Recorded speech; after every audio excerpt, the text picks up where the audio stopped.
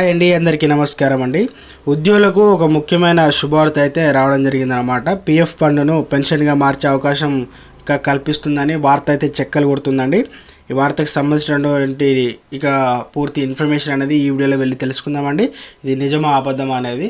ఇక ముందుగా వీడియో చూస్తున్న ప్రతి ఒక్కరు కూడా వీడియోని లైక్ చేయండి. చాలామంది అయితే వీడియో చూస్తున్నారు కానీ సబ్స్క్రైబ్ అయితే చేసుకోవడం లేదండి. దయచేసి సబ్స్క్రైబ్ చేసుకోండి, సపోర్ట్ చేయండి.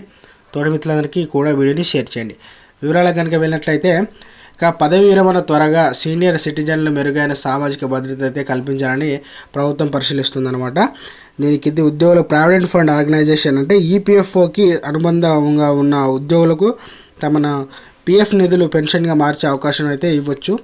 అయితే ఈ నిబంధన అమలైతే ఉద్యోగులకు ఎంతో మేలు జరుగుతుందన్నమాట. ఈ నిబంధన అమల్లోకి వచ్చిన వెంటనే ఉద్యోగులు పదవి విరమణ తర్వాత అధిక పెన్షన్ ప్రయోజనాలు పొందగలుగుతారు. ఏడాది ప్రవేశపెట్టే బడ్జెట్లో సామాజిక భద్రతను సంబంధించి ప్రభుత్వం ఈ పెద్ద ప్రకటన అయితే చేసే అవకాశం ఉందని ఊహాగానాలు అయితే వినిపిస్తున్నాయన్నమాట. అంతేకాకుండా ఇక ఫిబ్రవరి 1న దేశ సాధారణ బడ్జెట్ అంటే ప్రవేశపెడతారు. ఈ బడ్జెట్లో సామాజిక భద్రతకు సంబంధించి కొన్ని నిబంధనలు అయితే ప్రభుత్వం ప్రకటించవచ్చని భావిస్తుంది. అంతేకాకుండా ఇక ఉద్యోగులు తమ పిఎఫ్ నిధులను పెన్షన్గా మార్చుకునే అవకాశాన్ని పొందినట్లయితే వారు తమ డిపాజిట్లు పెన్షన్ ఫండ్ ఇక పెట్టుబడి పెట్టడం ద్వారా పదవి విరమణ తర్వాత అధిక పెన్షన్ పొందవచ్చని వాళ్ళు కూడా ఇక వాపోతున్నారన్నమాట. అయితే పిఎఫ్ నిధులు పెన్షన్గా మార్చడం ద్వారా ఉద్యోగులకు పదవి విరమణ తర్వాత వారి వృద్ధాప్యంలో మెరుగైన ఆర్థికంగా ఇక భద్రతను పొందుతారని చెప్పడం జరిగిందనమాట. ఇక ఇది ఇలా ఉండగా ఇక ప్రజలు పిఎఫ్ఓ ఇక వ్యవస్థలో బ్యాంకింగ్ సౌకర్యాలు పొందడం ప్రారంభిస్తారు. పదవి విరమణ తర్వాత ఇక ఉద్యోగుల సామాజిక భద్రతను బలోపేతం పెంచడానికి ఇక సౌకర్యాలు చాలా ఉద్దేశించం. ఈ ప్రయోజనాల కోసం కొత్త నిబంధనలు అయితే చూడవచ్చని మనము ఇక తెలుసుకున్నాం అనమాట.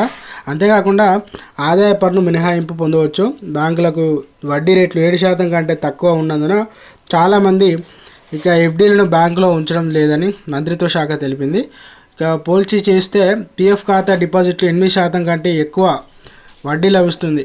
అయితే పిఎఫ్ ఖాతాలో ఒకేసారి మొత్తం డిపాజిట్ చేసే సదుపాయాన్ని ప్రజలకు అందించినట్లయితే వారి భవిష్యత్తు ఇక భద్రత కోసం అందులో పెట్టుబడి ఇక పెట్టే అవకాశం ప్రారంభం కావచ్చని ఇక తెలియజేయడం జరుగుతుందన్నమాట. అయితే ఓవరాల్గా వచ్చేసి ఏంటంటే ఇక ప్రభుత్వ ఉద్యోగులు పెన్షన్దారులు ఎవరైతే ఉన్నారో వారందరికీ కూడా మంచి శుభార్త అయితే రావడం జరిగింది. ఎందుకంటే పిఎఫ్ ఫండ్ను పెన్షన్గా అంటే ఇక సంవత్సరాల కొద్దీ నిలుచున్న పిఎఫ్ ఫండ్ను పెన్షన్గా రాబోయే వారికి రిటైర్మెంట్ పదవి విరమణ ఎవరైతే తీసుకుంటారో వారందరికీ పెన్షన్గా ఇక ఇచ్చే అవకాశం ఉందండి ఇక ప్రభుత్వం అయితే తెలిపిందనమాట. ఎందుకంటే ఎక్కువ పెన్షన్ అయితే లభిస్తుందండి. ఇక పిఎఫ్ ఫండ్ను దానికి కన్వర్ట్ అయితే చేయడం జరుగుతుందన్నమాట. ఇది ఒక చాలా మంచి గుడ్ న్యూస్ అండి. సో ఫ్రెండ్స్, ఇది ఈరోజు అప్డేట్ అండి. వీడియో నచ్చితే అయితే లైక్ చేయండి, ఛానల్ని సబ్స్క్రైబ్ చేసుకోండి.